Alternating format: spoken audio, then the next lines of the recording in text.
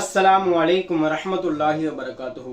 ஜாபிர் ரலியல்லாஹு அன்ஹு அவர்கள் அறிவிக்கிறார்கள், புகாரியிலே பதிவிடப்பட்டிருக்கிறது, நபி ஸல்லல்லாஹு அலைஹி வஸல்லம் அவர்கள் ஒவ்வொரு வார ஜும்மாவிலேயும் ஒரு ஹன்னானா என்ற கட்டையை பிடித்துதான் ஹுத்துபா நிகழ்த்துவார்கள்.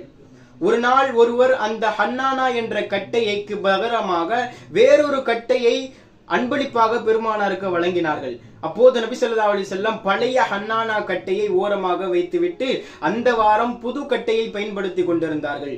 அந்த நேரத்தில் அனைத்து சஹாபாக்களுமே ஒரு சப்தத்தை கேட்கிறார்கள். ஒரு குழந்தை, சின்ன குழந்தை தேம்பி தேம்பி அழக்கூடிய சப்தம். ஆனால் சுத்தியும் பார்க்கிறார்கள், ஒரு சின்ன குழந்தையும் கிடையாது.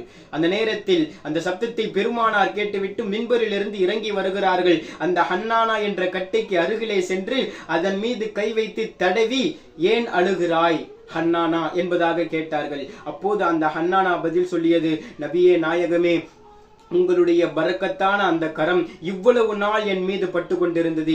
இனிமேல் அந்த பாக்கியம் பெறக்கூடிய தகுதியை நான் இழந்து விட்டேனே, அதனால் தான் நான் அழுது கொண்டிருக்கிறேன் என்பதாக சொன்னதும் நபி ஸல்லல்லாஹு அலைஹி வஸல்லம் அவர்கள் அதன் மீது கை வைத்து தடவினார்கள். அது அமைதியாக ஆனது என்பதாக ஹதீஸிலே நாம் பார்க்கிறோம்.